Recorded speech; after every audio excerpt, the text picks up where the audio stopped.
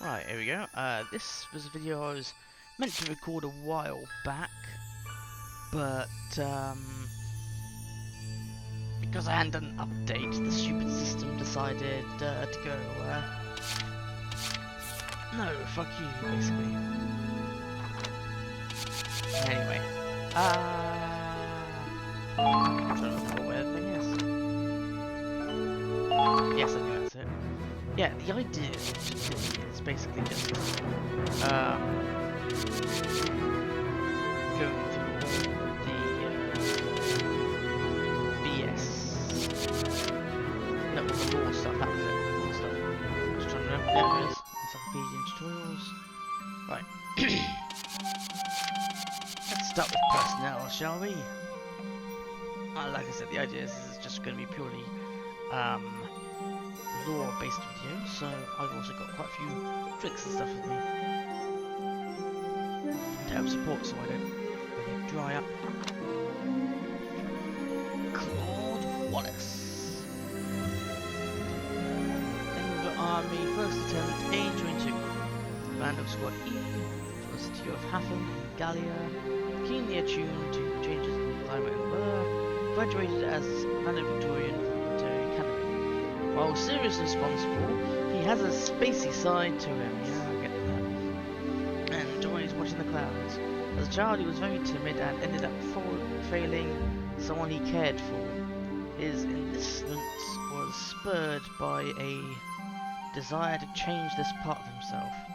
After he refused to bomb the capital, HQ deemed him unfit for the burdens of command and stripped him of his title. Even so, he has no regrets. Upon returning to Hafen with Riley, he helps in rebuilding the Miller Company factory as its manager, with the help and familiar chaos from his squaddies. Help with familiar chaos. Let's see what outfits are. Yep, there's the winter one. There's when he's in his not civvies, but the base and that armor and shit. There's civvies, and there's the beach version.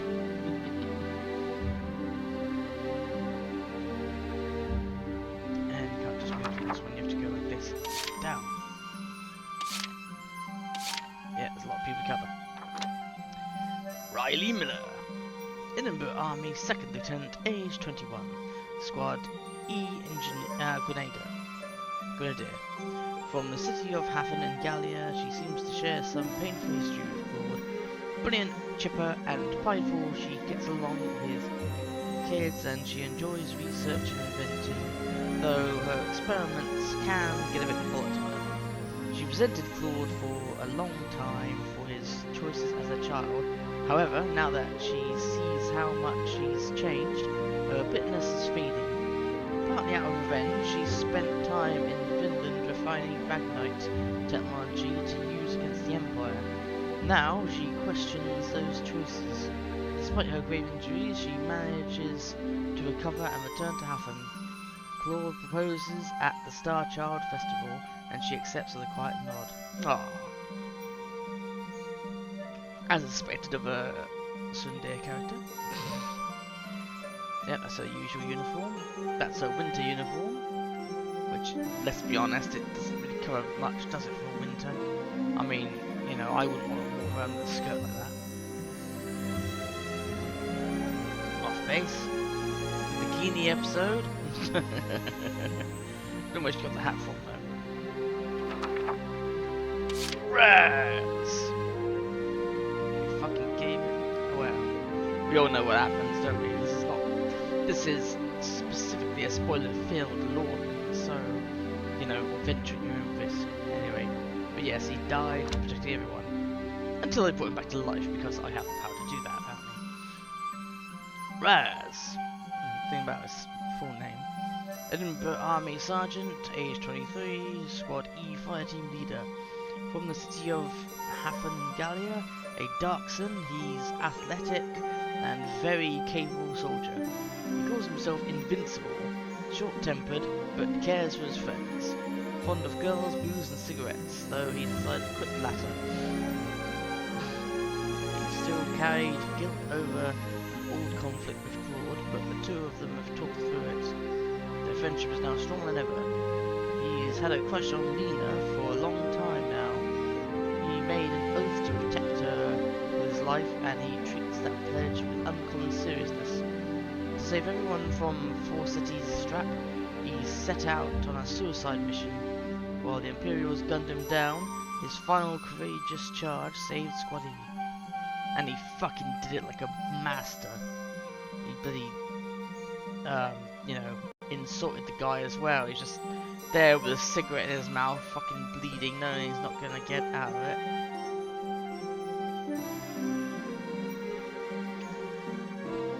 This is Winter Camo. There he is, back at the base. And there's his beach thing. So there you go, ladies and gents and other enemy folk. Look at that. Ooh, wish I had a boy like that kind of.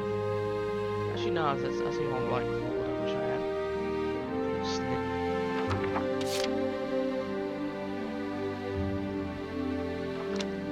Kai Schluten.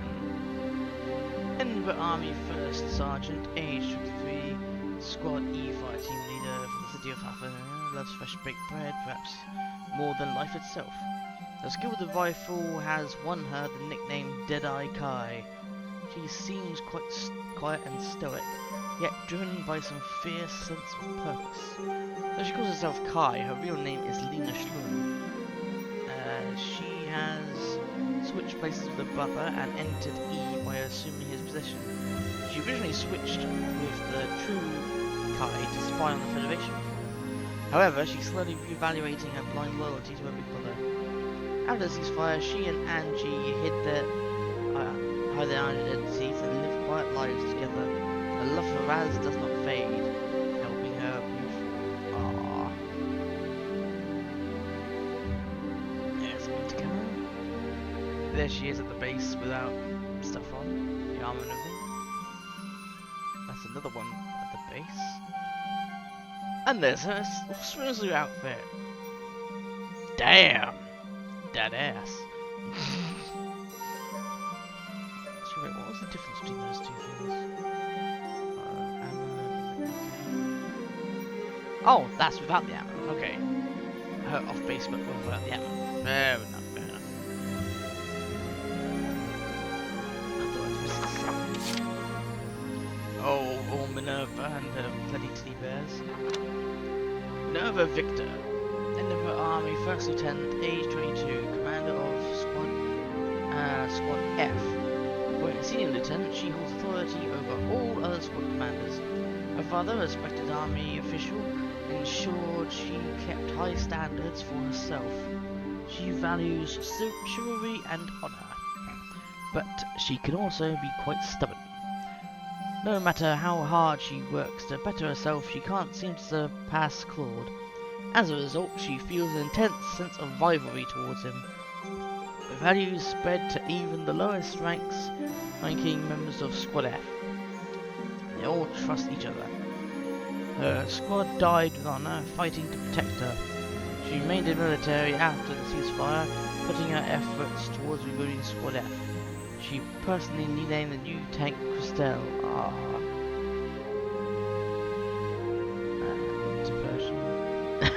I don't know why she has that thing on her knees still. I mean, what the hell? But there you go. There's that string bikini and that which you were saying was far too lewd to, exist. And when you find it, she goes, "Oh, it's far too lewd. It's far too lewd to exist. I should destroy it." And then you find her bloody putting it on. And then Raz goes on about her bloody chest.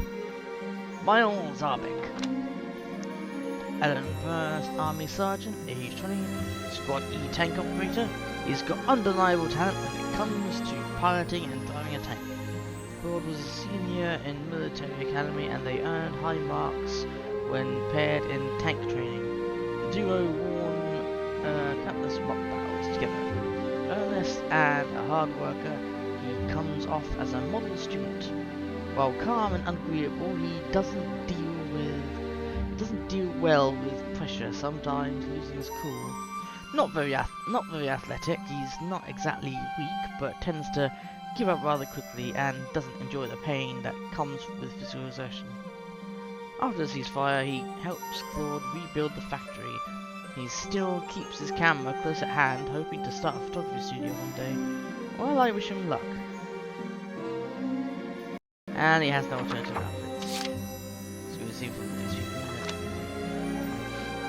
Dan Bentley, who has that small little tech thing. Edinburgh Army Private, age 30, Squad E APC driver, a man with a passion for tanks and APCs. Oh yes, he joined an APC, not a tank. Not particularly talkative otherwise. He loves army vehicles so much that he spends most of his time in the driver's seat, even to sleep. He gets grumpy if anyone messes with his ride. Very caring and often gives generally helpful advice to soldiers that come asking for guidance. He's respected and trusted among his squaddies. He's professional and doesn't talk about himself. He's determined to deliver anything to its destination, whether a person or a package. He once had a significant other, but his sheer passion for armoured vehicles drove them apart. He still keeps her photo pinned to the driver's seat. It's very useful in the final mission to get a couple of key figures from one end of the map to, like, at least the middle of the map fairly quickly. Ronald Alby, Army 2nd Lieutenant, age 20, Squad F tank operator. Yeah, he operates the small tank. On the other side of it, he has sworn his undying loyalty to her. He's placed in full trust in Minerva. He has described her as the perfect commander, were it not for her petty rivalry with Claude Wallace. He values the public good over his own needs. He resents orders that don't come from Minerva, but knows that insubordination would shame her. He represses much of his emotions, but admires those who are true to their hearts. The loss of Squad F, however, even he gave into grief. He was Minerva's underclassman while at the military academy. He had always admired her in those days, and he swore to serve her until the very end. There's Crystal. Edinburgh Army Corporal, age 22, Squad F Scout, one of Minerva's subordinates and competent soldier who excels at recon. Most of the time she is reliable and very sociable. She acts as Minerva's right-hand woman, and the two have been close friends for a long time. In truth, she's completely infatuated with Minerva, so much so that it's kind of obvious to the others. She often fantasizes about being with her. While she only wishes for Minerva's happiness, she refuses to let any man attempt to woo her. All offenders must be eliminated, especially Claude. She swore she would bring Minerva victory. Determined to uphold her oath, she died on the coast of the Crystal Sea, fighting to protect her love. That's a normal outfit. That's again a normal outfit, and that's a winter outfit. What's the difference between this one and the other?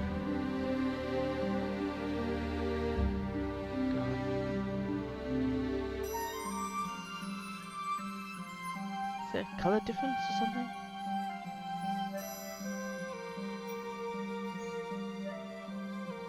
I don't know, I'm sure someone in the comments will point it out. Roland Morgan. Edinburgh Navy Captain, age 52, Captain of the Fleet's snow cruiser, the Centurion. A veteran officer who has survived many battles at sea, serene and mal-mad. Never loses composure even in the most dire circumstances, which helps keep up morale for the entire crew. He was once respected and feared as the captain from hell when he was a much stricter man. Even now, he can be harsh when the situation rises. His wife, son and daughter were all lost to the war. Once a ship under his command fell to the enemy, and he swore to never let it happen again. After the ceasefire, his injuries forced him to retire from the front lines. He now teaches officers to be as a naval training instructor. Good for him. It certainly fits.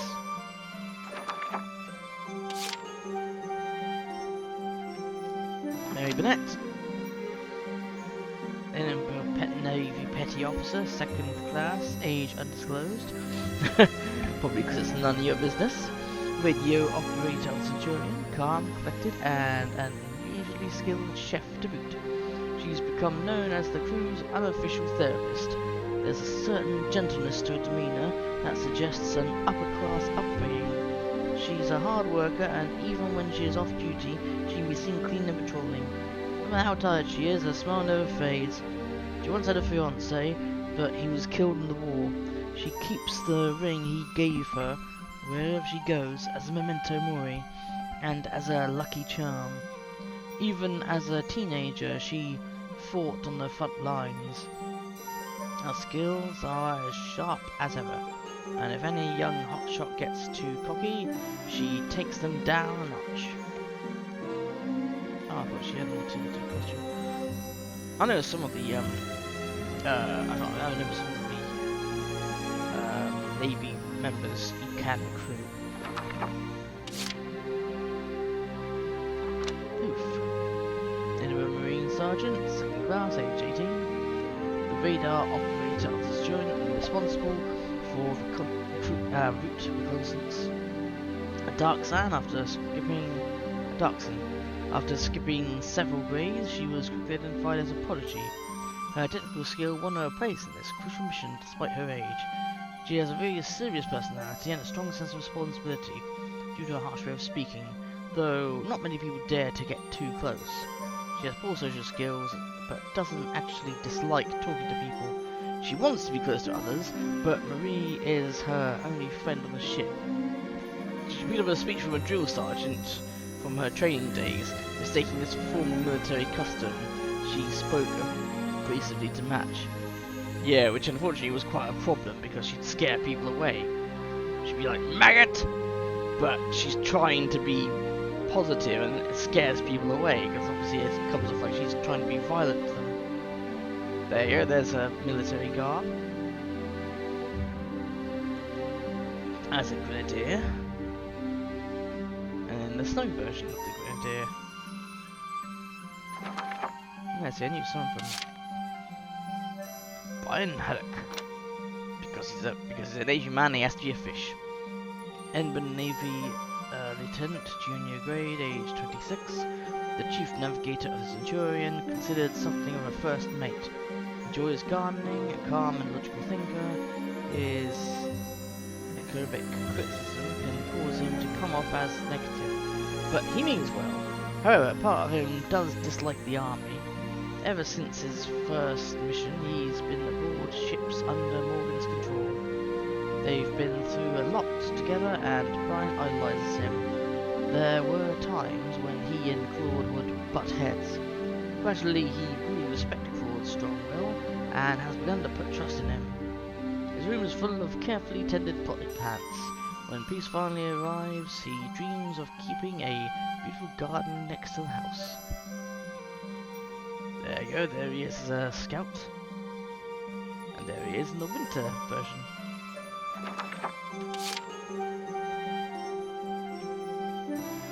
Andre Tenoy, Edinburgh Navy Lieutenant, age 26. Chief Engineer of the Centurion, a 30-year veteran of the Navy with a weakness for fine alcohol. He's quick to yell if anyone screws up, but he has the skills to back up his words. Everyone trusts him and thinks of him as the crew's cranky old dad. Extremely skilled at doing repairs on the machines, his abilities extend to not only the ship's inner workings, but also tank repairs and even weapons. Riley is the only one who can keep up with his pace. He'd rather die than admit it to her face. That rhymed. But he is generally impressed by her skills. He hides a bottle of high-end alcohol in his room. He plans to drink it when he feels like he doesn't have long to live, but it still remains unopened. Maybe he's giving up then. There he is as a mechanic, engineer if I remember. Yeah, because like I said, he is an engineer in the storyline. I mean, does that make sense there? He becomes a combat engineer when he becomes a combat character. And the winter camouflage. Sergio Mascaletti.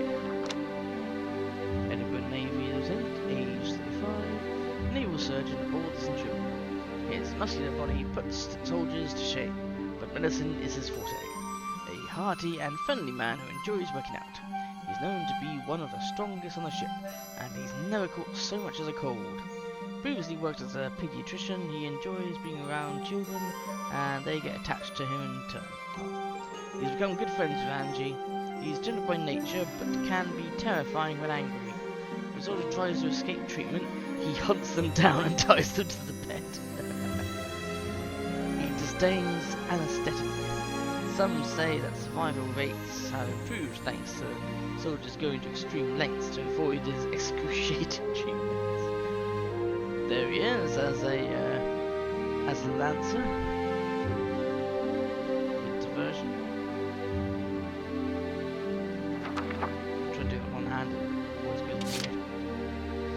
Angelica Farnaby. Presumed to be about age 12, a girl found in Centurion's engine room. She remembers nothing but her name. Much of her past remains a mystery. Innocent, diligent, and selfless. She's kind-hearted and wants to do everything she can to help the ship. Everyone in the crew adores her. In truth, she is a citizen from the ancient Valkyria. Her power awakened during battle. Remembering her duty, she returned to the main reactor. From a small farm in Finland,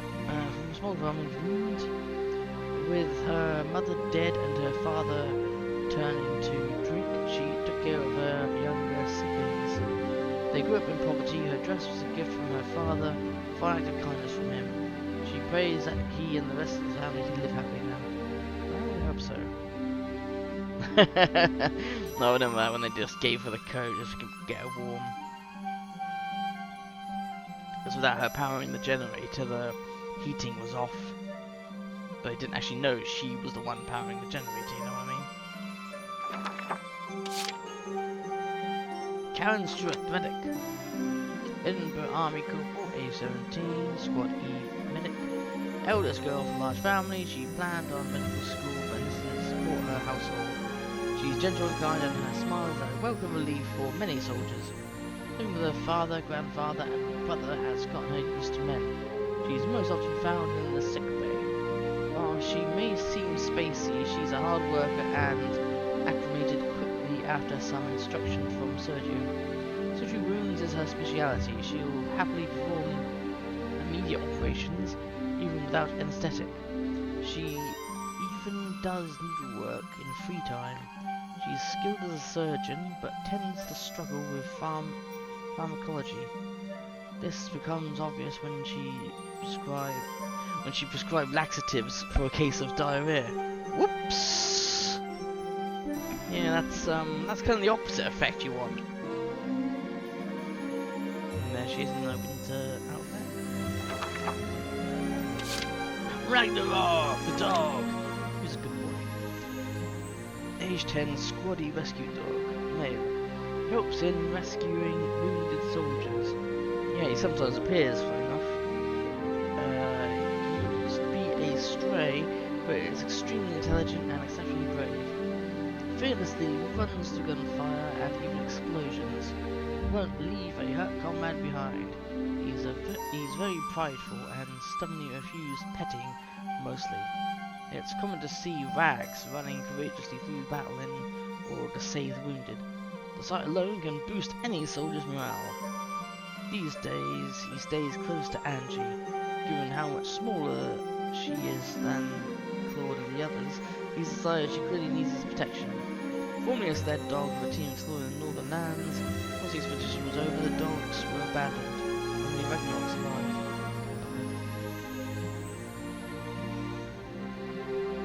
Well, he's lived a good life, though.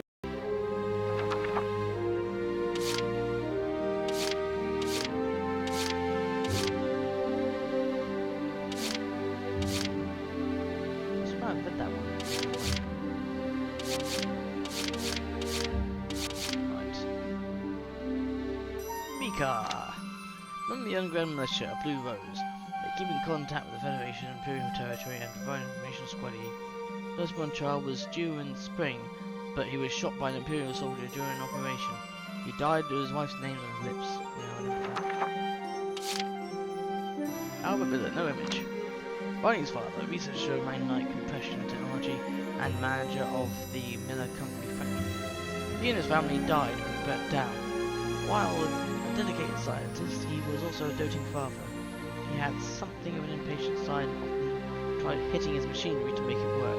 Percussive maintenance. He met Belgar when they were younger, and they became close friends. Dreamed of developing technology that would let them travel to the moon.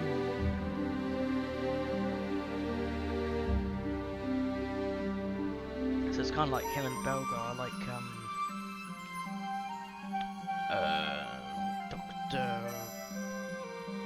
I forget his name, but he was basically instrumental in the rocket technology. However, he was also wanted by the British military and public because it was his technology that created the V2 rockets, the V1 and V2 rockets that fired over here and caused fucking devastation. So, as I'm sure you can imagine, a lot of people from the time would be very pissed off to learn that America rescued him in Operation Paperclip.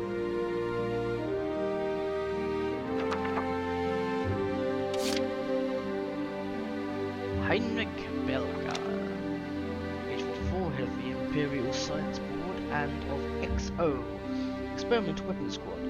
Poor eyesight due to the exposure to intense light in his work, an extreme pragmatist. He thinks of others as nothing but pawns for him to achieve his goal. While polite, he tends to be patronizing in his speech. He is a brilliant researcher, but also a deft political manipulator for the sake of his experiments. He's even earned the favor of the Emperor himself. He killed his brother Albert and stole his findings.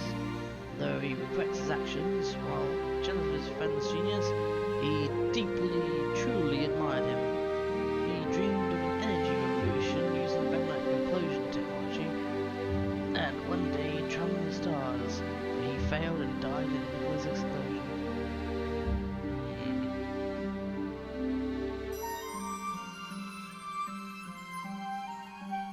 And he was an absolute cunt. Forsetti, Imperial Special Agent, age 25, XO's Chief of Operations, the strategist with Belgar's favour assigned to Waltz to counteract his brute force approach. A man of great conviction who believes himself to be truly just, once focused on a goal, he loses sight of other factors. A master chess player, his true name is Kai Schlum, Lee's older brother. Back in Hoffen, he and Raz were ringleaders of a gang, commanding fear and respect. A year ago, he attempted to investigate the Federation's Valkyria, but failed and was wounded. After escaping, he was found by Belgar and joined the Empire. He managed to reach Andy's chamber, but was shot and killed by Kai and his sister. Whether he was the one most twisted by this war, no one can truly say. That's the problem with war, it twists everyone. Makes people do shit that they wouldn't think. Krymaria Levin, Imperial Special Agent, age 24, known to the Federation as the Winter Witch. She is accompanied by a loyal wolf named Fenrir, a Valkyrian super soldier.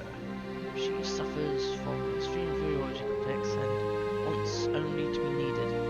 Mentally unstable, she can be very pessimistic.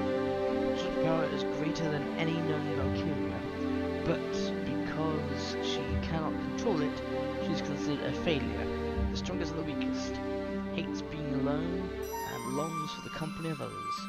During her time in the research facility, she was often ridiculed as Mary the Crybaby, you know, having a place to call home. When she realised the person who could give her all that home was right beside her all along. Yeah, a chap in charge of the tank. Now that is a kind of already sultry sort of look with her anyway. But now, let's look at the bikini version. Look at that. Fucking hell. I mean, even the so-called weaponist now turned into a parasol for some reason. And that bikini looks like it's about to burst. This is the chest bit anyway. Klaus Waltz, lucky man. This be with a Lieutenant Colonel, age 31. Leads the elite 502nd Imperial Heavy Tech Battalion known as Ausbruch. Fearless and tactically flexible, he believes in his instincts above all else and relies on them in battle. He thrills in combat and is always happy to have worthy adversaries.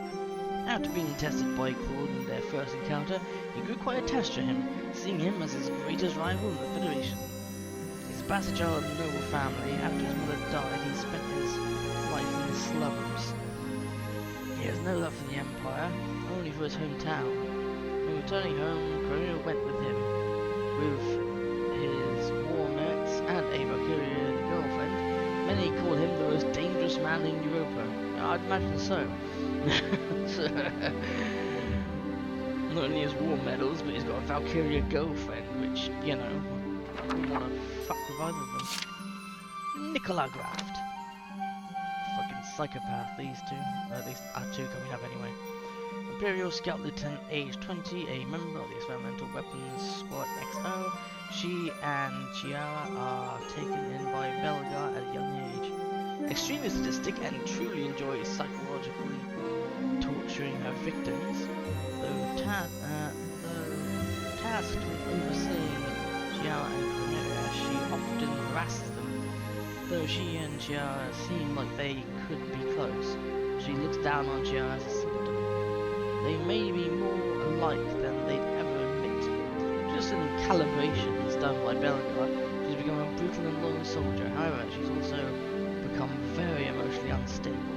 Her final communication ultimately shattered her mind.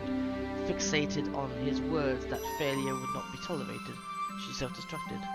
Yeah, and took him with her because he had failed.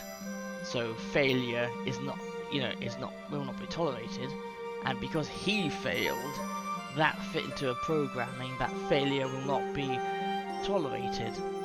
So, according to the calibrations and everything in her head, he was a failure and he should not be tolerated. So be careful when you program people like that. And there's her bikini version.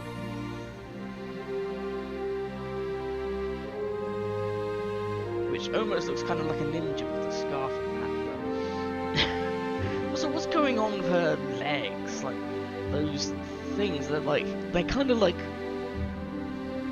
they're like shorts, but if you wanted to cut away as much of the shorts as possible to expose everything. You know what I mean? Like, what kind of clothing is that? Anyway. Jaro said no. Imperial 2nd Lieutenant, age 20, a member of the Experimental Weapons Squad XO. She and Nicola attained by a young age. She's aggressive and physically abuses her subordinates without hesitation. She acts obediently to Crimea, but happily joins the right and harassing her. Though she and Nicola seem like they could be close, she is disgusted by her cold manners. They may be more like than I would admit due to certain calibrations done by Belgar, and it's likely he's beginning to fall apart. She fears being abandoned and desperation makes her act impulsively. As far as the shattered mind, she battled in the capital against Claude and the others, but self-destructed in the end. Yeah, she did that as a suicide thing. Because since she ultimately failed, she had to take her life. That's how it was done. Anyway, bam, bam, bam, boom! Look at that! Again, the same extremely cutaway shorts. I'm not sure you'd call it cutaway shorts. Pretty much the same outfit. It says she's got a C on her thing. As if the two could get their bloody things mixed up. Fenrir, age unknown, male, author, can't name to which. Very intelligent and seems to understand human speech to some extent. Loyal to its owner Cornelia, he tends to treat anything smaller and weaker than himself with kindness despite his instincts. Surprisingly, he opened up quickly to Ragnarok. He honestly hoped that his master could likewise become friends with a girl named Angie. Was originally kept at Valkyria Research Facility for experiments. Users decided he wasn't necessary. Chimera took him in. He started to worry about Waltz and Chimera's relationship. If he ever does anything to hurt her, then they will attack with no mercy. Yeah, I can imagine so. Bloody hell. Now here's the rest. Curtis Blackwell. Enver Army Squad E Scout, aged 18. Most believe him to be cold and stoic, but he's really just shy. He has a young sister named Aileen. He grew up in Nantes, and the two have been friends since childhood. Mars learns easy friendliness with others. His first fight was against a bully who made Aileen cry when they were kids. Even outnumbered by the bully's gang, he fought without fear. After the war, he opened up a flower shop. Business is booming. Or blooming, haha! Though female customers seem more interested in Curtis themselves than the flowers. London is one of the many extra characters you have. I mean, much of an army if this was all you had. Godwin. Army Squad ESDM age 35. A battlefield scavenger, cynical, sarcastic, and prickly to anyone who talks to him. Trusts no one. He made a living by selling trinkets stolen from bodies on the battlefield. When the military caught him, he was forced to enlist in the army. When war claimed his parents and no relatives would accept a Darkson urchin, he turned to appraising and looting valuables to survive. After the war, his appraisal skill earned him respect and employment at a famed jeweller's. At last, Godwin seemed happy, but Nico also.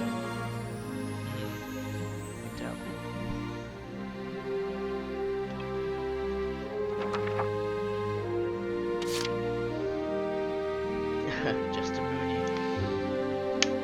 Jester is definitely a name that fits him. And my army squad, E Scout, age 43, optimistic man who rolls the punches. Has a weakness for gambling, which has landed him deep in debt. A total deadbeat who would rather make excuses than be productive.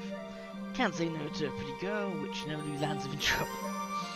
He is nevertheless optimistic and good-natured. His comrades are quite attached to him, despite his flaws, as they make him more approachable. His charisma eventually helps him succeed as a movie producer. A massive gamble of financing films thrills him more than any casino.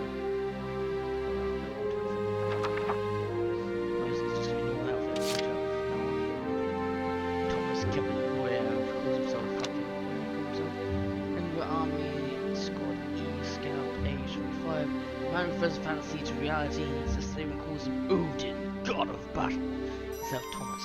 I remember that. He keeps a notebook full of details on Odin and his powers.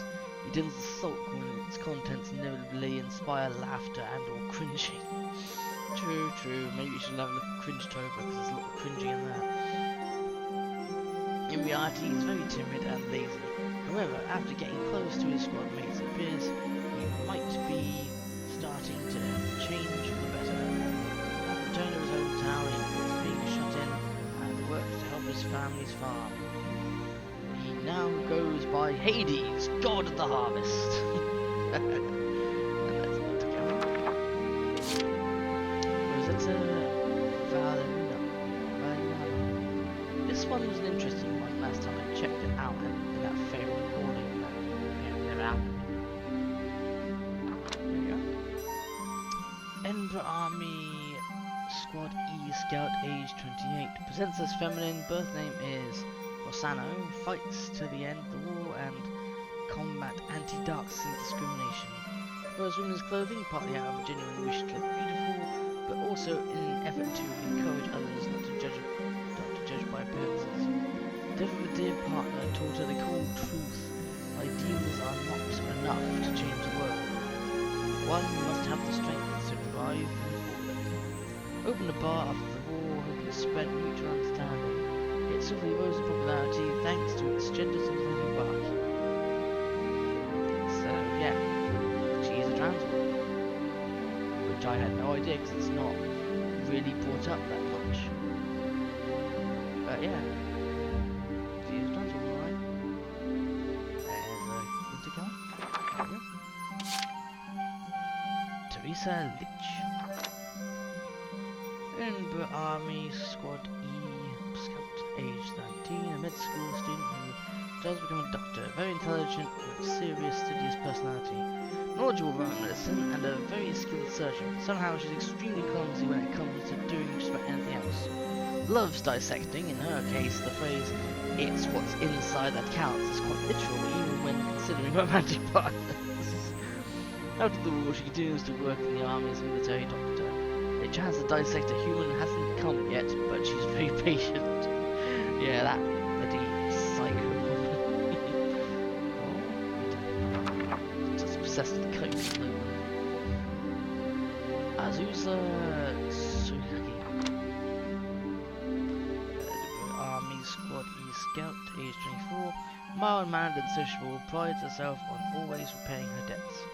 She hails from a far eastern country. She doesn't drink, but the scent of alcohol alone is enough to inebriate her. She's more excited when drunk, like a different person entirely. I remember it's because she's got like a really good sense of smell, but it's unfortunately so good that just the smell of alcohol makes her go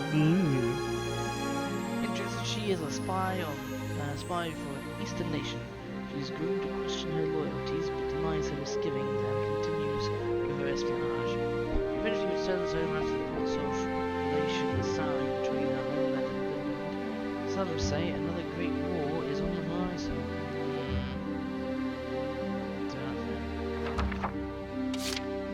There's Nico.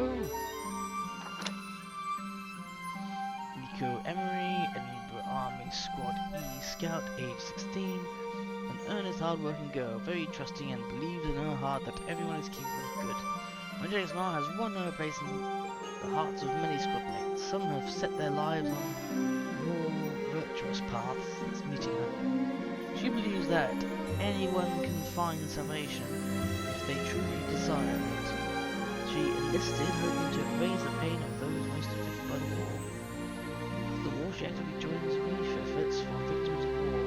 While clumsy, her sincere goodwill goes a long way towards healing. Yeah, she's just a generally nice person that's very faithful, which unfortunately gets on Godwin's bad side, but that's because he's like, look, I don't give a shit about God and that. You die, you die. That's it. And if I can just scavenge a bit of money off of that, who's it hurting? Understandable opinion. Not necessarily correct, because those people did have families after all. Millennia Hudson. Edinburgh Army Squad EH26. A kind of woman who seems out of place on the battlefield. She seems to have a personal reason for joining the army. She was a nurse before joining the army, and she has some practical medical knowledge from those days, capable of doing basic first aid. Her motive for enlisting was to find her husband, and a soldier MIA. She has daughters well, and she'll do anything the one she loves. After the war, she returns to where she first met her husband. She holds his memory and remains single thereafter, till death do they unite. Yeah, I think there was a bit in the story where she revealed that he was found dead. Sadly, real shame actually. Zyga, they're fucking mad in here. The Edinburgh Army Squad E Shock Trooper. Age 18, Darkson tends to get carried away in the heat of the moment. As his right-hand man, or so he claims, he's idolised around journalists during the gang back in Huffman. These days he tries to use association with Raz as individual arguments. Getting closer to his squad mates has helped him mature somewhat. His hot-headed nature still gets him into the occasional trouble. He remains in the military after the war. He resolves to fight until you find something worth dying for, just as as the winter version. Normal version he's got his mouth open, the winter version because it's cold he's got his mouth closed. It's probably a mistake on their part. Simon Bale, Army Squad E Shock Trooper, age 23, a self-centered thrill seeker, rowdy, trigger-happy, and occasionally a huge liability. Lives for the thrill of making people scream in fear and preying on the weak. Very hard to control. Has a distinctively raucous laugh. Awkward and meek around women, he's also very obedient around anyone stronger than him, seeming like a different person. Entirely different person. After the war, he forms a rock band with his old friends, Balefire. His absurd antics during the concerts have fans everywhere roaring, "Yeah!" There you go, Winter. Scout Aldis, and Shock Trooper, age 24, a simple man who takes all things literally and follows orders to the letter without question. So, autistic then. I say as an autistic person. Raised in the countryside, he accidentally got on the bus for new recruits and ended up enlisting without knowing what was going on. Though it's hard to tell, he's very kind, thoughtful and innocent. He always puts others first, helping them even if it means self-sacrifice. After the war, he stayed in the army following orders with his best friend, Norrid, gone. He's often seen looking forlornly into the distance. There. Wait, Norrid. Who was Norrid?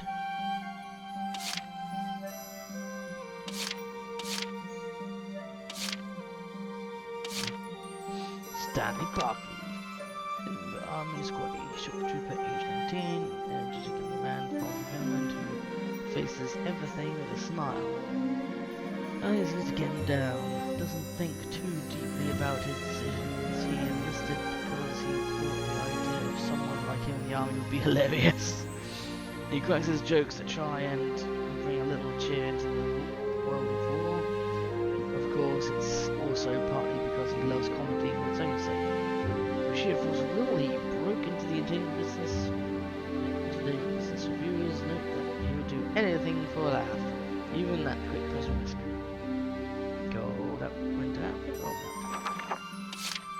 Ryan Ford, in the Army Squad E Shock Trooper, age 63.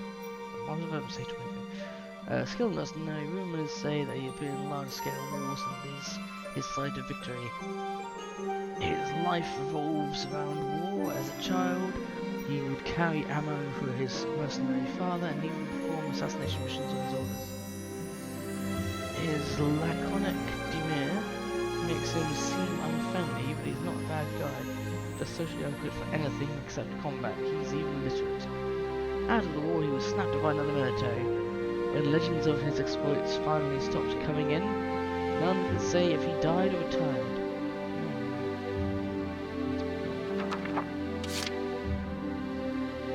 NC3OA, oh yeah, the Lush. Enver Army Squad E Shock Trooper, age 27, a heavy drinker and almost always inebriated to the annoyance of her squad. Loves whiskey the best. Even though she's a crack shot, despite her wobbling hand, she rarely misses her mark, shooting in between long swigs of vodka. She relies on alcohol to help her cope with traumatic memories. Torn between her pain and responsibility, she turns to wine for comfort. Seeing her soldiers grow has helped put her dark past into perspective. Alcohol affects her less now, and she drinks tequila like it's tea. There you go, Winter.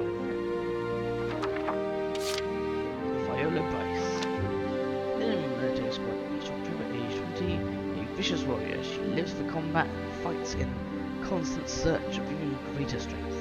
She believes power is everything and won't listen to orders from anyone who is weaker than her, even if they're her superiors.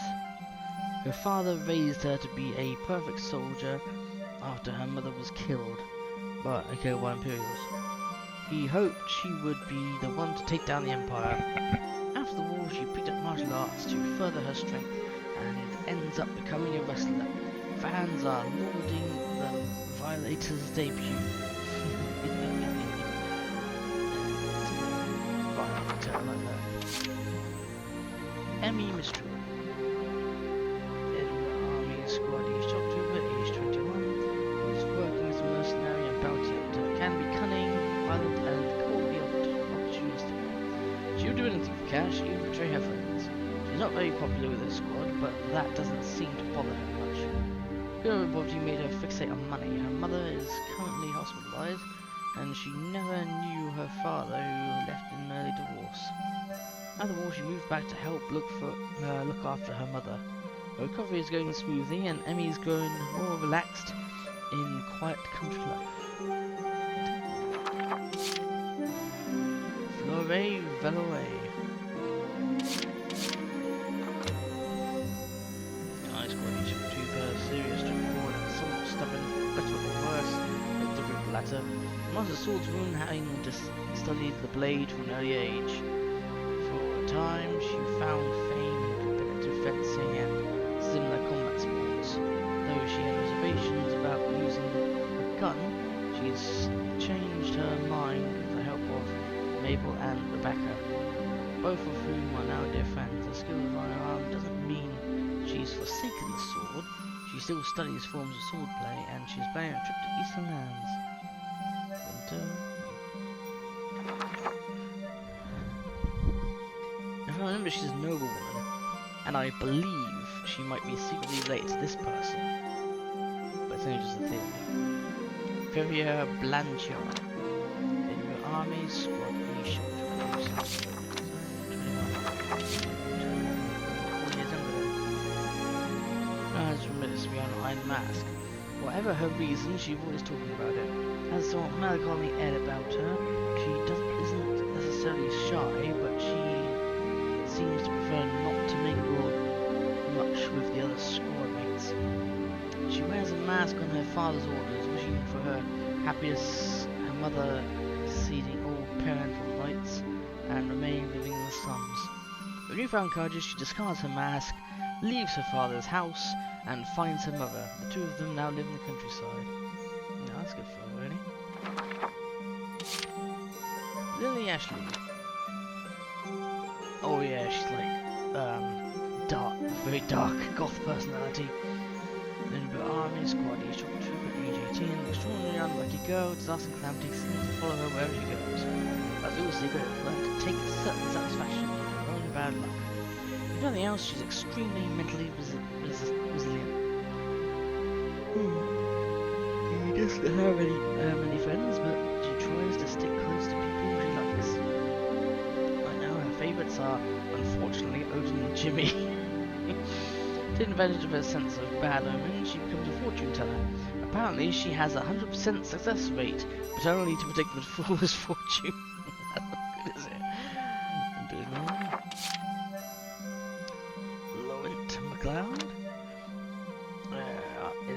Army Squad E Lancer, age 18, very passionate about his cause, brave and believes in justice in his eyes. Right makes might. Self-conscious about his appearance, he hates when people call him cute. Unfortunately, girls tend to think he's even cuter when he's angry. He's still young and holds on to somewhat juvenile, black and white view of things. Thanks to his friend Curtis, though, he's slowly growing. One of the boys starts a town watch in his small town. In the course of protecting his home, he gives serious thought to what justice really is. Yeah, if I remember, he had very much black and white views of the Empire evil to the core, whilst the Federation are all good to the core, but considering the events and what happens in the game, he has to kind of rethink that. Kyle Muma. In the Army Squad E Lancer, age 60, short-tempered and prone to long rants. He's kind and protective behind his bluster, especially to new recruits. A former Gallian soldier, he believes it's his duty to keep his younger allies alive. As he aged, he grew to focus on training fresh recruits. He knows that he's long past his prime, but he is still a capable soldier. He makes up for his fading physical ability with experience. fast field information, he leaves the front lines and becomes a drill sergeant. His roars can be heard all across the camp. I found that he was a very loud man. Jimmy Frank. Edinburgh Army Squad E Lancer, age 32, a hip veteran soldier with a good voice. But being deployed with him somehow makes people uneasy. Says things like, "Go on ahead, I can handle this," a lot to the point of tempting fate. Tends to talk about his past during dangerous missions. No use about to get sense that his time he's going to die for sure, but he never does. Maybe luck's on his side after all. His child's birth was potentially life-threatening breach to the degree. Everyone feared the worst, but with familiar luck, the baby was fine. Gertrude Albright. Oh yeah, she's another posh one. Edinburgh Army Squad E Lancer, age 19, heiress to the wealthy aristocrats. Above all else, she hates having her pride as a noble woman sullied. It's a bad habit of judging others' character based on race and social status. It's not motivated by malice, that's simply how she was raised. After Zager saved her life, she started questioning all assumptions in her ways of thinking. Many say she's grown more approachable since. She ultimately decides that a true noble treats everyone with equal dignity. She's now pursuing work with anti-racist activist groups. And I hope marries Zager, because he's still a good chap. That's what's good to see when racists turn around, you know what I mean? It doesn't always happen, and unfortunately there are those who just do not engage because they're so fucking frustrated with the talking points, but some people can be reached. Not everyone, obviously, and it's not your job to do that, but I believe people need that olive branch to move forward. Because if they don't, then they're just going to be stuck in their ways, and if they were reachable, then no one ever reached out to them. Gene Matrix. I've always loved her surname. Edinburgh Army Squad E Lancer, age 29, born soldier with an incredible physique. Usually tries to resolve most of her problems with brute force. She joined the army thinking it'd be the perfect strength training. She's treated like one of the guys, though she hates talking about her age. She's happily married. She met her husband when she was wounded and sent to a field hospital. He's her opposite, quiet and physically slight. She went on to win arm wrestling world competition, world championship, but could never win against her husband. Always too flustered about holding his hand. Doesn't win to wrestle. That is just like really adorable. She's super tough, but when she holds her husband's hand, it's like Hannah Carroll, Edinburgh Army Squad E Lancer, age 25. She also runs the children's kitchens, skilled in close quarters combat and handy with a knife. Headstrong and light-hearted, she's always ready with a smile. Believes that willpower can solve anything. Not much of a logical thinker. Calculation has never really been her forte, but Jessica seems to have changed her mind. These days he teaches her maths in the mess hall. Actually, she fell for Jessica and was very stubborn in her attempts to woo him. Eventually he gave in and the two are now happily married. Which is very funny because he always viewed her as a dumbass and got really frustrated with her very easily. But then they became married.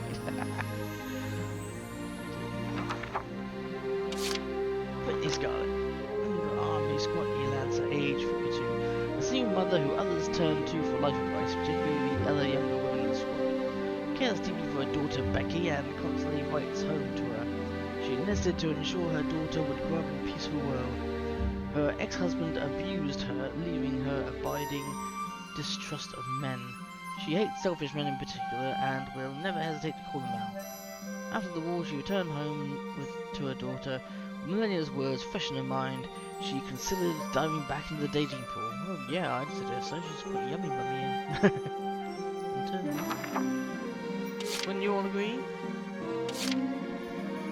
Albert Arbington, Edinburgh Army Squad E engineer, aged 28, a man who loves tanks with a passion. He can also identify parts and molds and sight alone. His family runs an industrial parts factory. After seeing how many tank parts they were producing, he grew fascinated with tanks themselves. Special interest. After deciding that he doesn't need to be a driver to love tanks, he considers his role. He might just be the best repairman in the squad. Tank's journey is interrupted by word from his family factory is in danger of closing. With its industrial know-how, he revives the business. That's awesome. Yeah, I remember that APC guy really helps him because they both love tanks, but at the same time, he's like, look, you don't have to be so bummed about not driving one. You know far more about it, and you get far more on-hand knowledge and use with the tank by being the engineer. Rebecca Longhurst, Edinburgh Army Squad E engineer, age 24, has a cold personality, brusque and not much inclined to socialising with her peers around the squad. Some of the other engineers report that she was much more cheerful and caring back in her earlier days as a field medic working in the army. Since confessing her past failure to Fleur and Mabel, a weight seems to have been lifted from her shoulders. The nightmares have stopped too. After the war, she finds work as a nurse in the hospital. She's as strict as ever, but her old smile seems to be reappearing more these days. Oh, that's good to hear. If I remember, she stopped being a medic because of the fact that she kept just seeing people dying over and over. It's a tough fucking job. I'm not sure I could do that, to be honest. But, you know, fucking hats off to you people who can do that sort of work. Rachel Baywater, Army Squad engineer, age 24, cheerful and friendly. She's quite work-minded, but wants to get married someday. Why was I about to say marred? Anyway, has the worst luck with men. Doing maintenance in her tank top makes her popular with the guys, or I bet it does, though she rarely notices. This only seems to draw in skeevier suitors. Well, yeah, true. She's more the type to prioritise work over love, but these days she seems more intent than ever on finding a guy to settle down with. She dates many men after the war. All of them seem deadbeats. Brittany always lends a sympathetic ear, while Rita's ready to begin her dating life anew. Aileen Blackwell, Edinburgh Army Squad engineer, age 16, social and reliable, sensitive to the needs of others, always ready to help and common soldier. Worried about her brother Curtis's shy nature, she enlisted soon after he did. Her tough lover attitude tends to come out around him. She'd never admit it, but she's very fond of her brother. When they were younger, she declared that she'd marry him when they grew up. Oh god, incest. After returning home, the two open up a flower shop. With her brother now a rugged war veteran, she's wary of all the girls that keep falling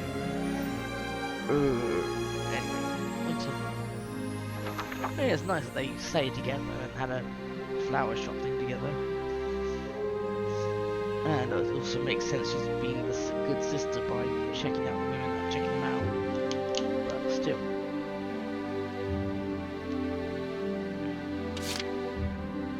Aladdin Ballard, a bald guy.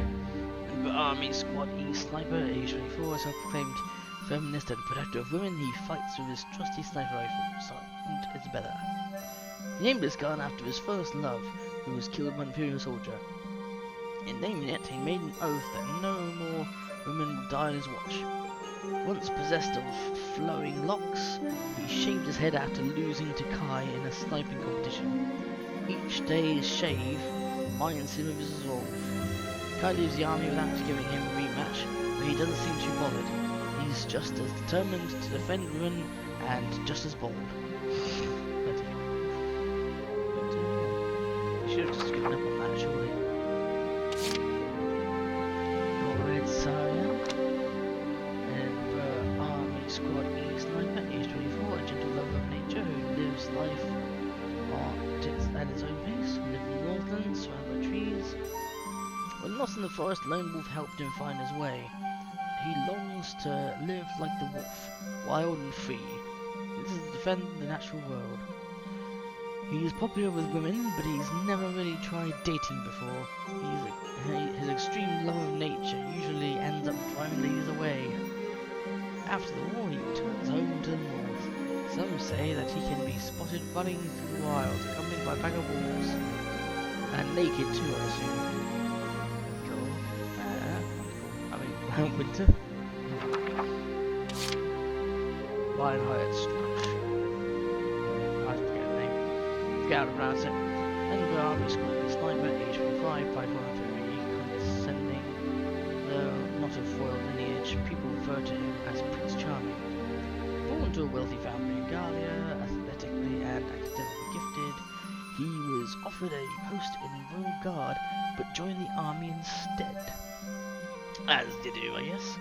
He felt closer to his nanny and her son than his austere blood family.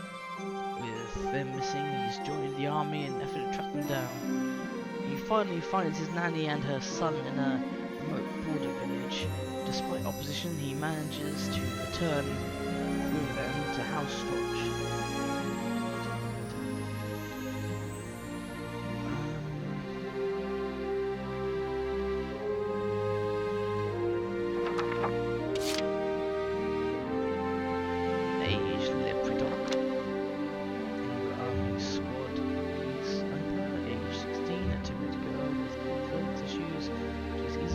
And blushes at the slightest provocation.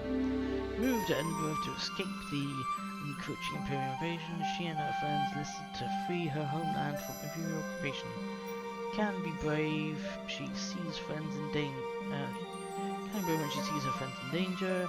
Her braid is a good luck charm, and when she feels nervous, she holds on to it to calm down. Having learnt to feel confident in herself, she confesses to a boy in her hometown. After years of dating, they wed, living happily ever after.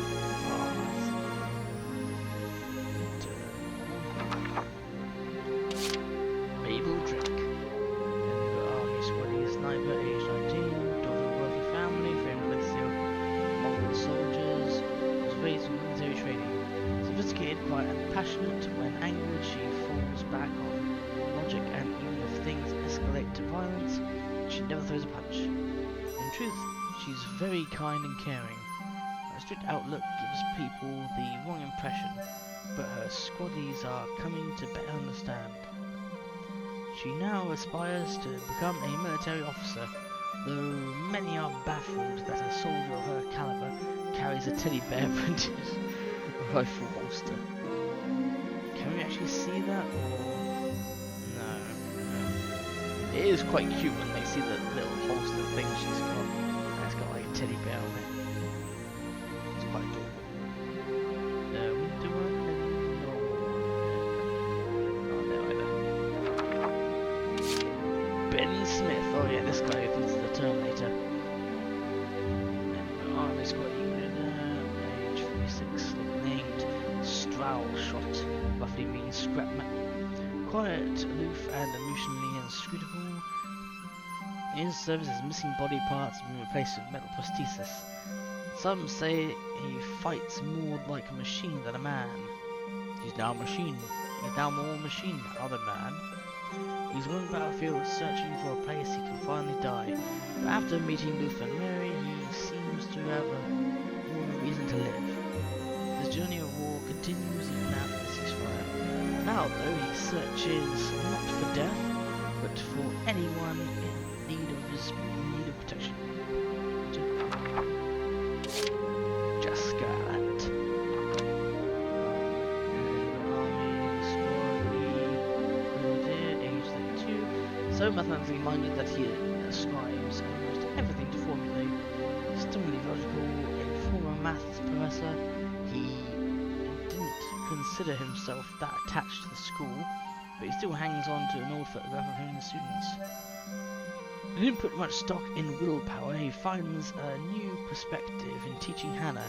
Surprisingly, he comes to enjoy her unpredictability. Baffled by Hannah's affection for him, he finally gives in and they marry. Her confession had caught many by surprise, but none more so than him. It caught him by surprise, huh? Can't do it. Oh yeah, that's better. Army squad eagerly. Age 30, passionate about writing his book, but quick to make excuses for his lack of progress. Same.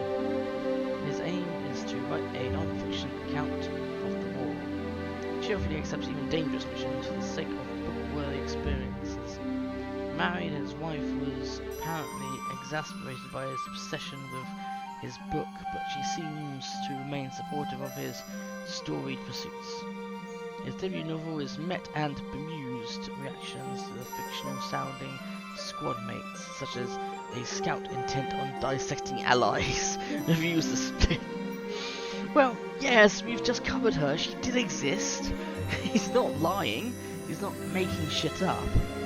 And I'm sure if you ask her, she will say, "Why, yes, I would like to dissect some people."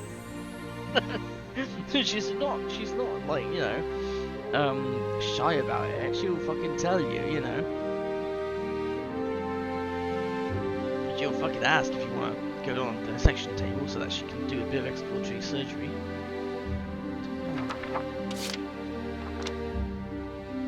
Oh yeah, that's the person that Jessica falls for. Yeah. Henry Army Squad eager, age 24, mature woman with a seductive air about her, popular among men, also a darkson. Her kindness to others only seems to boost their perceptions of her as a solitary top dress. It's entirely unintentional, and she has no idea. Engage a man who's heir to the presidency of a powerful automobile production company. They met when she was assigned as his bodyguard. What a beautiful ceremony, they are now on their honeymoon. Her brand of accidental seductive sweetness continues, making her husband antsy. I would assume so. Yeah, I know it's completely by accident. She doesn't do it deliberately. She just doesn't realise that's how it comes off as. And like I said, like I said in my video that got cancelled, we're gonna skip this because it's characters from the previous game. They have no real role in this one.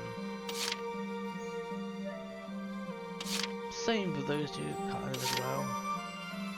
Although she does roughly appear in the game.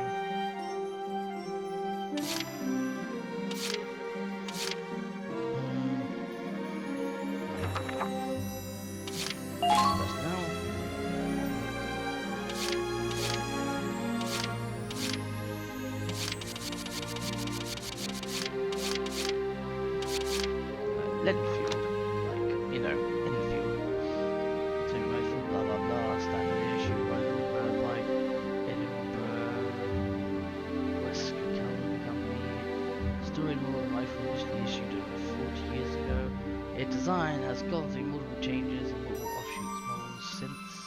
It remains a favourite within the military and citizens alike.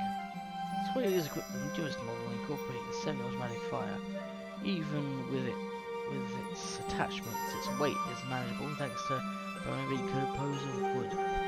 That's somewhat different. Brown as in Browning. Oh, you're going western company. Maximized power, shooting powerful recoil and uses a specially designed bullet with more gunpowder. However, its increased weight loses the vaunted portability original fuel schematics. Few of them were issued in the army owing to the general unavailability of speciality bullets. Still, despite the drawbacks of the firepower, was a clear advantage over the other firearms using many veterans prefer. Galleon. There's a number of galleons in Squad E. Ford negotiated with its superiors for access to these rifles. They were then modified and adjusted to suit the squad mates' needs. Smaller than the rifles produced by Western Carbon, these are objectively inferior in firepower, but boast higher accuracy and precision. They're well liked among the squad. Zamkar. Requires top arms, manufacturer, like Master ZM Corp. This design successfully balances reliable firepower with light portable weight. Sturdy and reliable, it has one tool Imperial Vanguard. Its distinctive axe-like shape earned the nickname Francisco, after the throwing axe in the Middle Ages. The company itself was established by Gerhard Zachmaster, specialized in development of explosives. Dunkel? Oh, we know all about that fucking crossbow, don't we? I love the bayonet on it, actually. I didn't realise that. Oh, if James saw that, he'd fucking have a fit. I know he would. Advanced crossbow developed by the Imperial Science Board to be an ideal tool for an assassin. Even when firing, its mechanisms are nigh inaudible. Using low visibility, this turns the already deadly weapon into an imperial advantage. When doing the marksman, nearly impossible to find. The case is carried by Nicola and Giara and contain various crossbow bolts for any contingencies, including ones laced with venom, some equipped with powerful barbs, and so on. These bolts usually provide everything they need to successfully execute a mission. Robinson, as in like Thompson. Owns company in the United States and Finland. Machine guns in EW1 were Europe War 1, I believe, were too bulky and heavy to be bought. After the war, engineers confirmed the idea of machine guns for foot soldiers, and so the Robinson was created as the world's first true submachine gun. Many other models were produced afterwards. The Robinson's easy mass-produced made it lasting and still military issue endurance. It's a common favourite among soldiers and was informally called the Robbie gun. Yeah, the Robbie gun, Tommy gun, get it? Although the Thompson in real life, the big drawbacks was its speed, because the clip size and everything meant that you could blow through those bullets in like a matter of seconds. Yeah, not exactly stable. Rising, modified version of the Robinson expanded clip capacity, now increased to 25 bullets total. Further reworked, also helping dampen the gun's recoil while shooting with a fully automatic fire. Full stock has been added to stabilize the gun on the shoulder while firing. However, the stock does not hold up to physical stress and short treatments. Have a common complaint of the stock snapping off when inevitably drawn into close combat. Yeah, that would happen. Max. Galleon made some machine gun like the Galleon, negotiated that its Imperial squad could be issued. Due to the universal conscription policy, Gallia has many of their guns were designed to be light and easy to use, so that even civilians who do not regularly undergo training can use them. The Mags was one of the guns designed with this in mind. And so, although it lacks firepower compared to the Federation-issued guns, its portability and high accuracy gained much popularity among the squad, especially as female members. ZMMP, whose degree of refinement so high its rulers recognized as ultimate masterpiece, excelling in firepower, accuracy, and portability. It represents the pinnacle of everything required in a machine gun. Further sweetening the deal is the high concentration of pressed parts, easily manufactured at low cost. Oh yeah, like stamped metal, fair enough. With these guns in hand, Imperial forces across Europe are unchecked by the Federation applications. M2EQ, an anti-tank lance produced by the United States of Finland Federal Alchemic Company. A well-rounded weapon that fires rocket-propelled projectiles. It was designed to be held under an arm while firing for stability. A protective cover keeps the user from being burnt when firing rockets. Originally designed for a two-man team, but adjusted for individual use in the development of a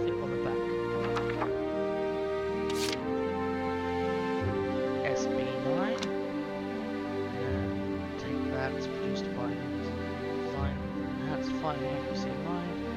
Notice whether rocket fuel had varying effects based on the climate. To combat this, both summer and winter models were produced, each featuring different chemical composition of the fuel. Adjustment sight was also added to the lance. Protective shield was also added for the sake of protecting the user, but this drastically increased the weight. Yeah, I can imagine. Vanguard, there you go, more like the actual lance in the previous gameplay. Galleon tank lance. As with the Galleon rifle, appealed to superiors that they would be issued the Edinburgh Army's Squad E. The development of the anti-tank lance varied from anti-personnel use by firing wide and explosive arc as a heavy anti-personnel weapon. Portability was top priority. That said, it still handily outweighs a normal firearm, meaning only those used to carrying lances cannot be wielded. Yeah, so you can make your like heavy, your anti-tank people personnel instead, which is useful for quite a few missions where you're not going to encounter any or even many tanks. You know what I mean? BBPL, that's what we're talking about, more like very lance-like. Rightfully called grandfather of all anti-lancers, the von Bismarck, BB, under the direction of its founder Adolf von Bismarck, a leader in explosives research and military technology. As the first major power to realise the tank's battle potential, the Empire was also actively developing the means of which combating enemy tanks and ABCs. The name PL comes from the term Panzerlance. Yeah, which is a sort of German term. Panzer. VBNT. Modified version of the VB series. Mainly used as personnel armor-piercing options.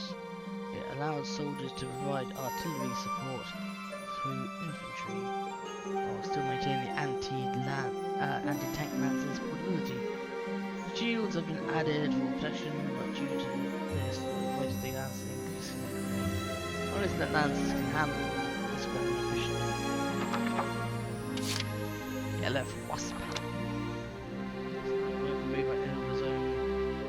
Whistler Calvin action rifle boasted high accuracy compared to other Lenfield offshoots.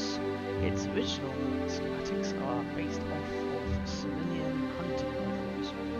The standard issue rifle of the snipers of the 32 Armoured Ranger Battalion, LF, is an abbreviation of Lenfield. ASR?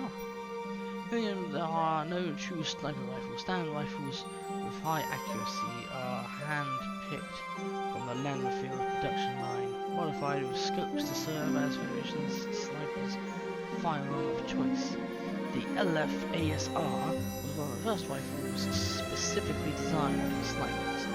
Most notably, its change from bolt action to self-loading improves the firing speed greatly. However, these changes cause the accuracy to suffer, a fact that many snipers condemned given the accuracy is arguably the entire purpose of sniping. Yeah, exactly. In general. GSR, Galleon Sniper Rifle, as a common Galleon Rifle, would appeal to the spheres to get da. GSR rifle has its origins as a rifle made for use on horseback. Only manual bolt GSR was half obsolete by the time it hit the production lines, but its exceptional fire accuracy and brilliantly made safety saw it continue to see use until the very end of EW2. ZMSG. ZMSG was based on gun came over to the Empire soldiers during EW1. Particularly noted for its firing accuracy, the SG also featured a Rudolph Co. variable small arm scope. Lauded for its accuracy and uncommonly shot-resistant barrel, it saw use with the Empire's mountain ranger units. Though the ZM-SG's design allowed for a bayonet to be fitted on the muzzle, there were very few instances of it being used during the Second European War.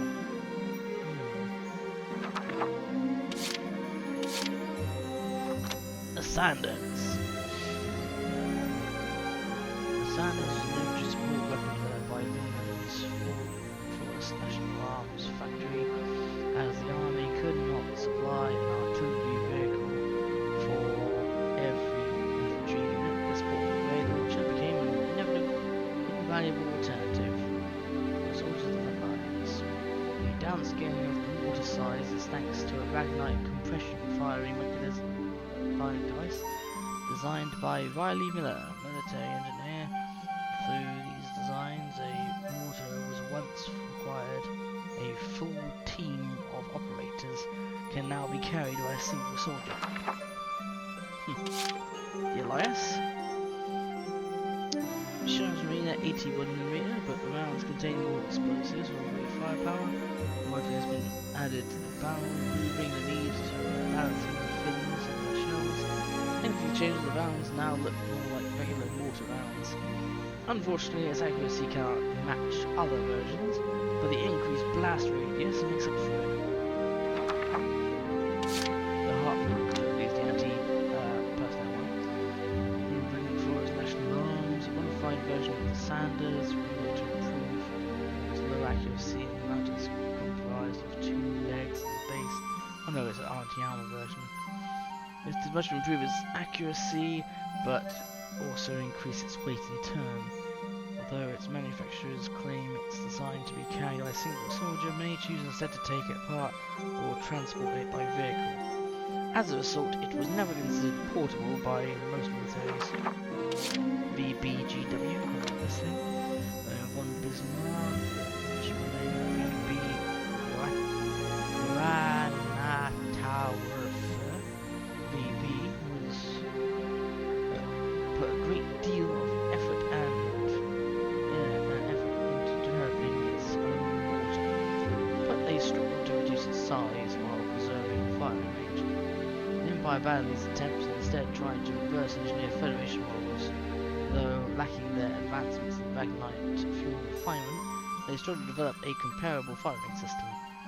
Though they were much slower than the Federation, they did eventually find success, completing their own portable mortar. Type F grenade, produced by Valkyria Republic's San Diaz Arms Factory.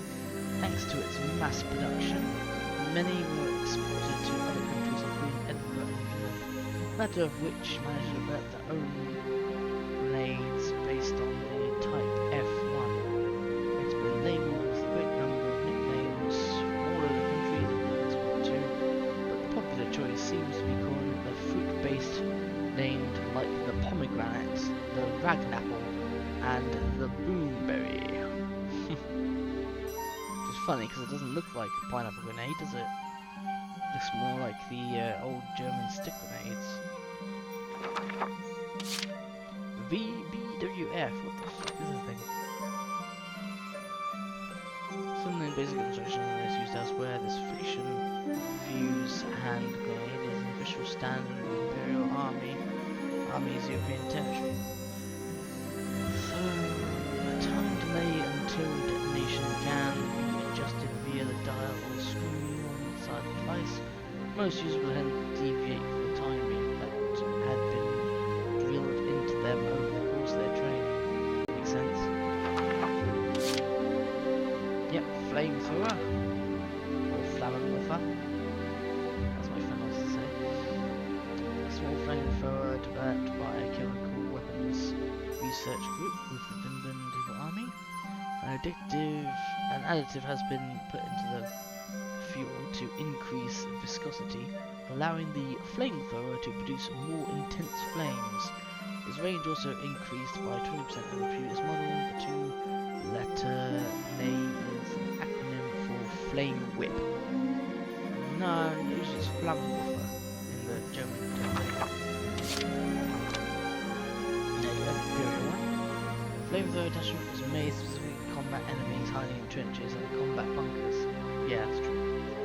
Though flamethrowers did exist in EW1, they mostly ran on back-mounted magnite tanks. This made them difficult for long-term operation and required the user to stand stationary, making them an easy target. And as a reflection on the actual World War 1 and 2, they were highly combustible. Like, you just shot them and they would just go kaboom, which, you know, made a lot of other soldiers sort of stay the hell away from them. Machine gun mounted pressurized fuel cells alleviated these issues, allowing users to engage in normal firefight teams to combat until the need arises for flamethrower.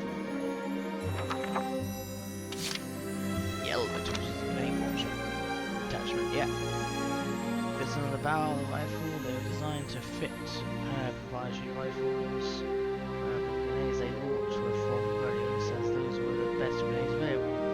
It was originally designed to fire single rounds only. The first iteration could only launch smaller projectiles, but further improvements made it capable with standard hand grenades. I mean, I don't know how you would do that, but okay. And there we go, their version, VBGGG. In the Empire, based on the combat data from EW1, this widely used grenade launcher fit under the muzzles of most Imperial issued rifles. Placing the grenade's handle with a shell casing and launching it meant one less item for field units to carry, and they saw continued use both against personnel and lightly armored vehicle targets. The Hafen, which is like the main tank at the beginning, Oshimura, the Finland-made medium tank known as the Minute. Squaddy's version has been modified to Mars specifications. It was then named the Hafen after Thor's hometown in the Principality of Gallia.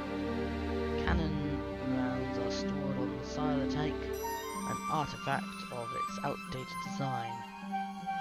Yeah, like the Sherman, kind of. Where was I? Outdated design. In some cases, enemy fire would ignite the rounds, causing explosions. Other modifications account for this design for fortifying the tank's sides with denser armor plating. Yeah, which sounds like a Sherman, but it doesn't quite look like a Sherman shape, you know? The Cactus, the APC, was driven by Dan Bentley during EW2. These truck-like APCs were mainly used by Edinburgh and Warwick. Wheels in front and treads in back.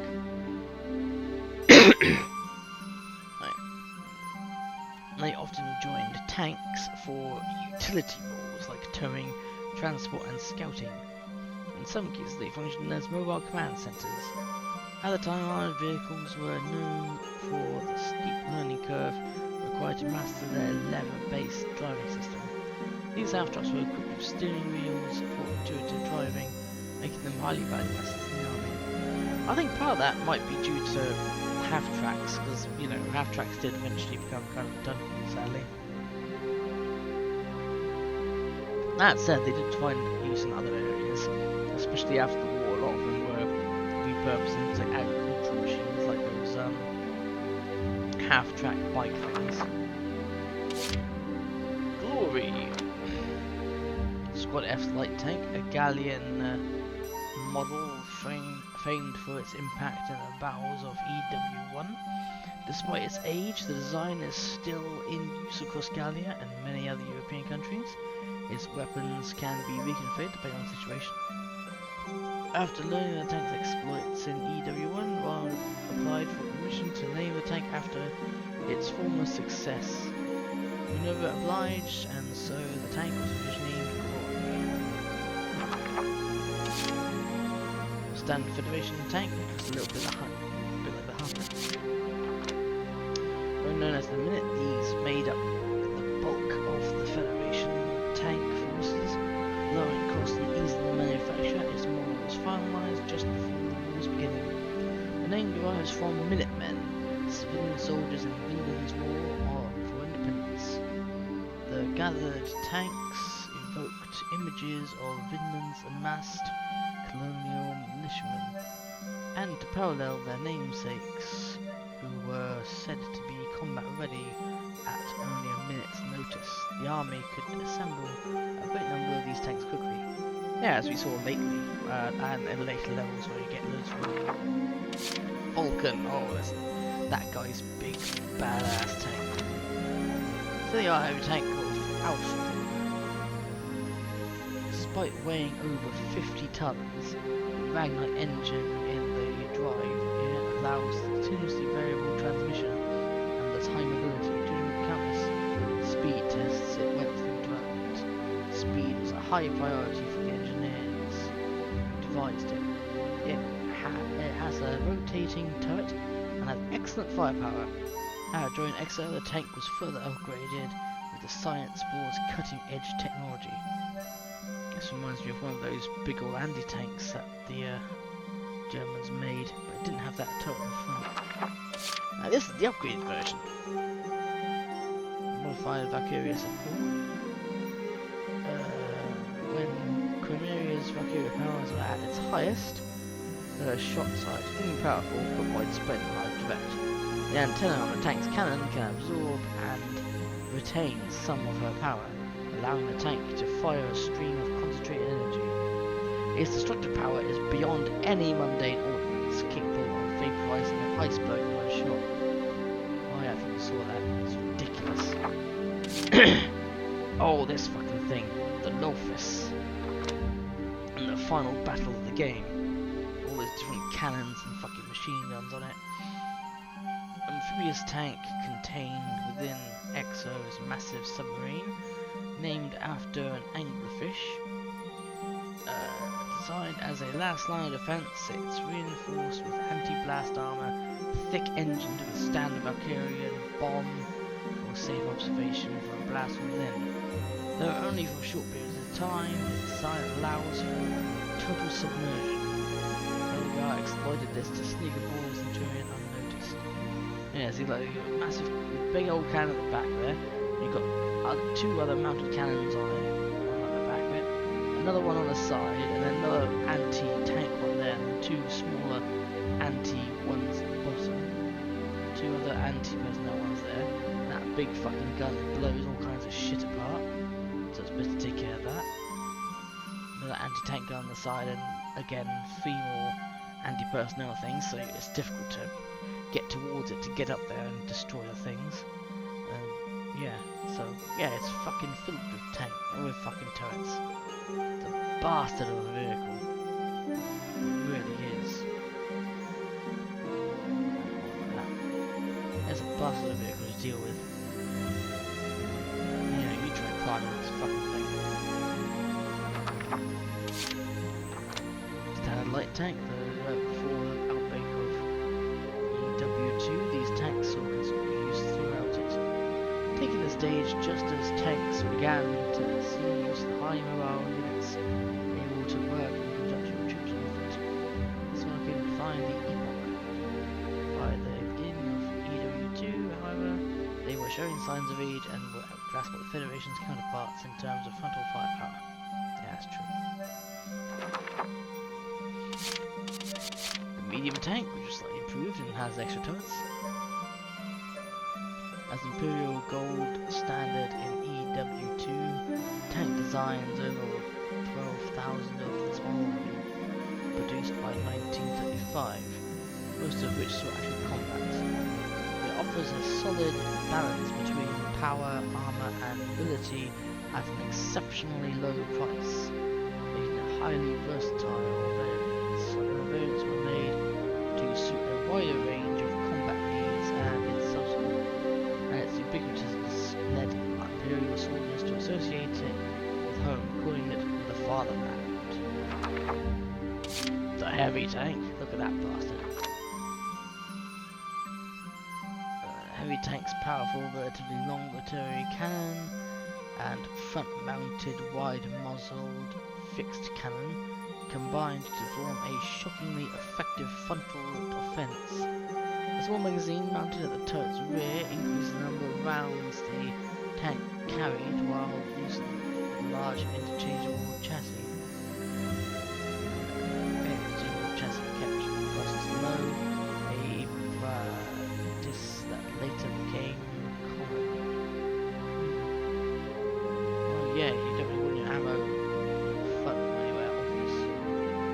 back is kind of dangerous as well. The assault tank. Around EW2's beginning, the Empire began developing a new type of medium tank, incorporating electric welding rather than rivets to increase its defense. The most notable feature is the sloping plating, which redirects the force of enemy rounds, which is fairly accurate to real tank warfare. When you've got angled armor, it's less likely to penetrate. Though they realized new defensive designs, they didn't rely on armor thickness. They nicknamed the tank Kafir after the hard carapace of a beetle. This revolutionary development shocked engineers the world over and influenced tank designs for years to come. Ultimate tank. Oh, this thing reminds me of that bloody Archer tank in World War II, but because it's got a big gun on the back and pointed backwards rather than forwards. But it's also got a machine gun at the front, so it's a pain in the ass. And it's also not open-topped. Let's see, a heavy tank prototype boasting higher firepower than any Imperial tank before it, rather than weigh down with armor. Imperial engineers set a hard weight limit of 45 tons before finalizing anything else. So far, this model has only been cleared for testing around the capital. The cannon is powerful but heavy. Not firing, the barrel must face backwards or risk its weight tipping the entire tank off balance. One of the last events resorts of the capital, Imperial soldiers call it Jupitus, after a cheetah. Ildewice, which is from the first game. OSR's late father, rotating turret, fully automated loading system, and other innovations completely revolutionized technology. Built for two operators, Welkin mans the gun and issues commands to Asara in control of both the wheel and the wireless radio. Despite its age, it was amongst the first to use angled plating and other emergent concepts, yielding high performance from the early test stage. Its high cost was also precluded from its mass production. Yep. Oh yeah, looking again for those code bits. I think I was going to that later. But anyway, I've got A on everything. The total kill was 4,405. That's kind of small for a war, let's be honest. All the decorations, which are all different achievements.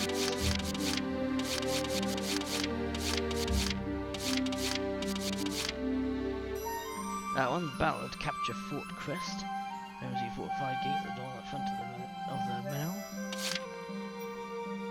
The Battle of Sigville, a depiction of a cliff and an embodied pillboxes, which was a reference to the Maginot Line. Ally of the Blue Rose for aiding resistance.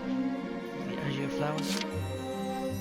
Given to those who exert the also only once for any given mission. It is known to be a rare war indeed. Silver Medal of Honor. Those who have defeated 500 enemies is ranked higher than the Bronze Medal of Honor and can be rewarded multiple times. Even those who defeat 250 enemies, recipients of the war respect their peers and place them on legendary soldiers. It is a soldier who sway the tides of battle by defeating an elite soldier, the opposing army in combat. Given to an officer who contributed most to Operation Success in acknowledgement of the namesake Cygnus, and this medal is star-shaped. And those who defeat 1,000 enemies is the highest medal of honor one can receive. The V design represents valor. Even those who have performed rescues and great cross the risk during the battle, generally single doors. Given to animals that have performed exceptionally in the battlefield. A donation a human can never receive this award. The owner of a squad that has reached exceptional levels of skill across all soldiery disciplines. The officer who has demonstrated remarkable skill as a leader through mastery of the art of command. Presented to a squad that has contributed greatly to the development of armament design through their hard work and extensive knowledge. Yeah, so finishing the R&D, I believe, for weapons and shit. Then a squad that has contributed to the improvement of tanks throughout their hard work and knowledge. Same thing for R&D for tanks.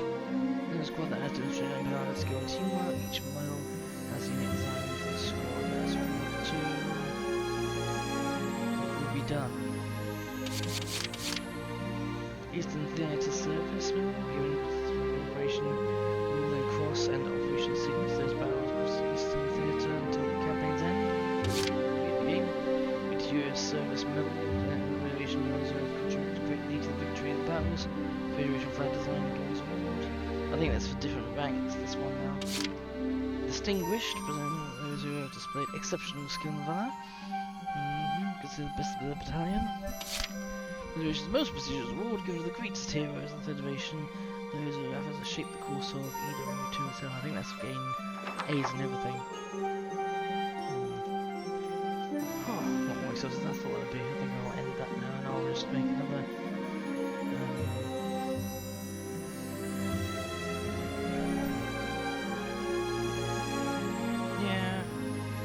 Yeah, I'll make another award go through the course of being